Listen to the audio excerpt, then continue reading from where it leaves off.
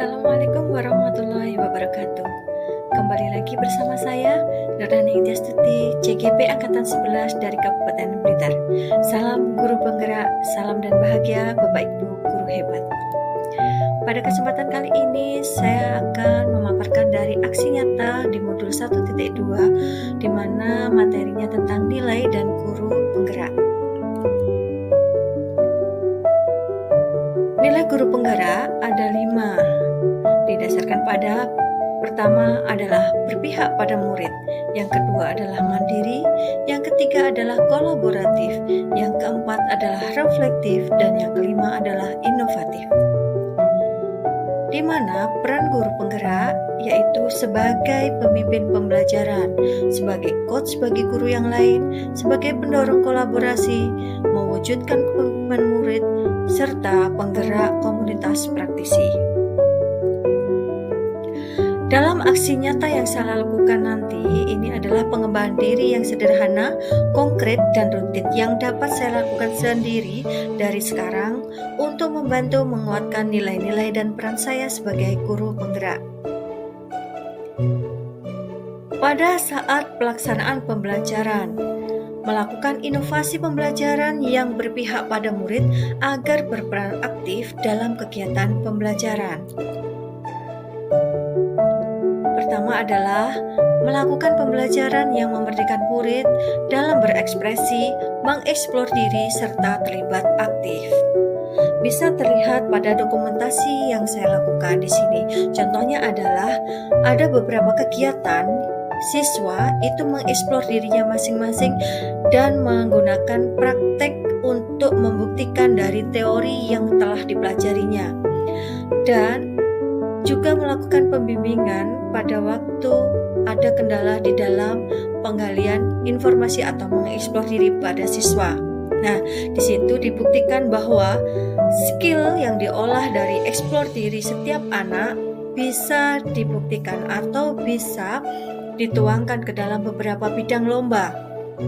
Yang pertama itu adalah bidang network mikrotik. Yang kedua itu adalah lomba kompetensi siswa tingkat Provinsi Jawa Timur, dan yang terakhir itu adalah kegiatan bidang lomba teknik desain grafis sesuai dengan passionnya masing-masing siswa. Yang berikutnya adalah membimbing murid dalam membangun kolaboratif dan mandiri melalui kerja kelompok. Di sini bisa terlihat dari kerjasama dari setiap anggota kelompoknya. Mereka antusias sekali dalam kegiatan berkelompok, dan secara mandiri ada yang berkelompok dan ada yang secara mandiri melakukan presentasi secara langsung disesuaikan dengan tingkat kemandirian siswa.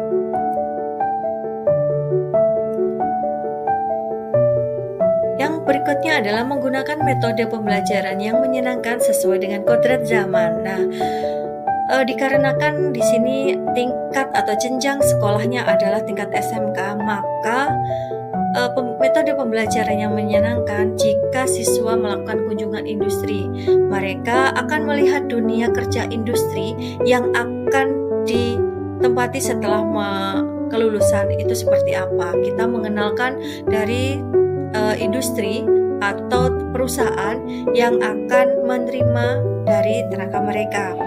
Yang berikutnya adalah pembelajaran itu tidak melulu dari teoritis, tapi juga bagaimana kita melakukan pendekatan kepada siswa itu sendiri, sehingga metode pembelajaran atau materi yang disampaikan itu bermakna. Nah, di sana sesuai dengan passionnya siswa masing-masing. Ada siswa yang mulai mengembangkan dari desain grafisnya, maka siswa akan mengelola dirinya fokus kepada bagian tertentu, sedangkan siswa yang menyukai bidang desain animasi, maka dia akan mengarahkan dirinya untuk mempresentasikan hasil potensinya dengan animasi.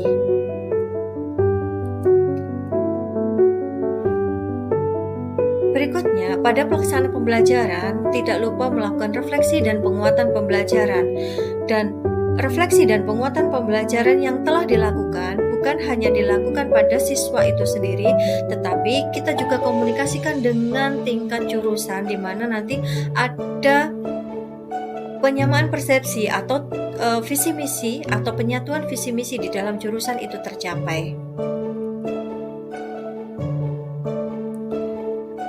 Pada pengembangan diri dan pengimbasan, di sini selain saya melakukan di dalam kegiatan pembelajaran untuk menerapkan nilai-nilai dan sebagai peran dari guru penggerak, maka saya juga melakukan teknik pengembangan diri dan pengimbasan. Nah, pertama adalah saya aktif mengikuti kegiatan pengembangan diri melalui pelatihan, webinar, fintech, dan lain-lain.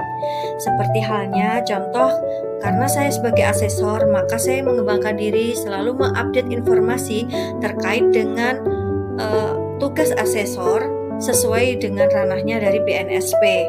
Saya juga mengikuti webinar untuk pelatihan dan BIMTEK. Nah, baik luring maupun secara daring.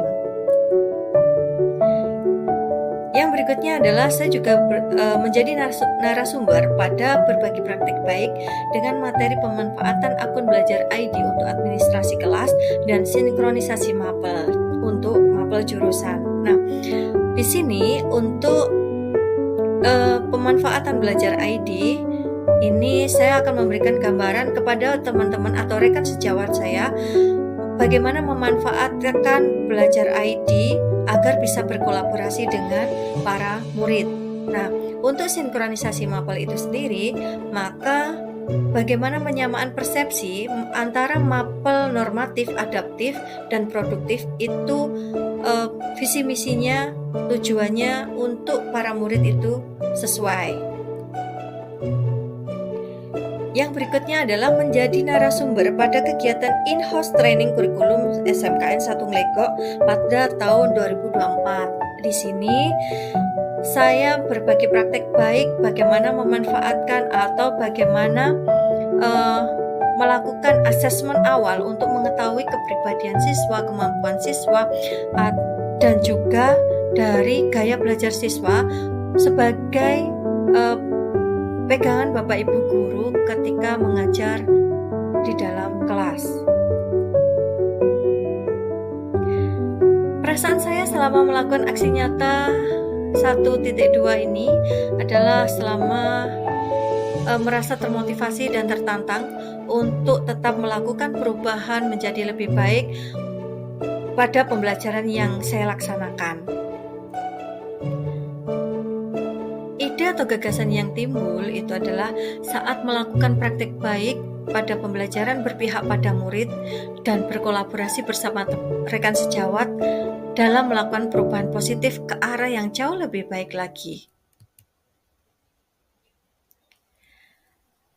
Pelajaran yang saya dapat adalah saya sebagai seorang guru harus melakukan pembelajaran yang berpihak pada murid sekaligus menjadi teladan bagi murid. Guru juga harus melaksanakan pengembangan diri secara berkelanjutan agar diri itu terupdate baik skill maupun hard skill-nya. Dampak positif yang saya rasakan adalah murid menjadi lebih bersemangat dalam pembelajaran, kompetensi saya sebagai guru pun juga ikut meningkat. Demikian dari pemaparan saya aksi nyata di modul 1.2. Salam guru penggerak, terima kasih. Cukup sekian, saya akhiri. Wassalamualaikum warahmatullahi wabarakatuh.